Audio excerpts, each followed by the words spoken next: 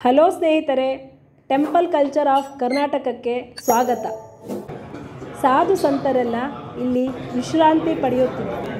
28 ಅಡಿ ಉದ್ದ, 12 ಅಡಿ ಎತ್ತರದಲ್ಲಿ ರಂಗನಾಥ ಸ್ವಾಮಿಯ ಪ್ರತಿಮೆಯನ್ನು ಪ್ರತಿಷ್ಠಾಪನೆ ಮಾಡಲಾಗಿದೆ. ಮಲಗಿರುವ ರಂಗನಾಥ ಸ್ವಾಮಿ ಬಹಳ ಪ್ರಸಿದ್ಧವಾಗಿದೆ. ಇಲ್ಲಿ ಭಕ್ತರ ಕಷ್ಟಗಳು, ಕೋರಿಕೆಗಳು ಈಡೇರುತ್ತವೆ.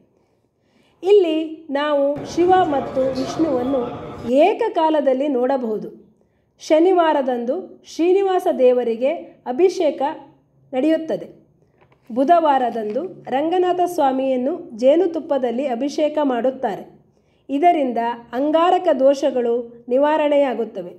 ಪ್ರದೋಷಕ ಪೂಜೆಯನ್ನು ಶಿವನಿಗೆ ಮಾಡುತ್ತಾರೆ.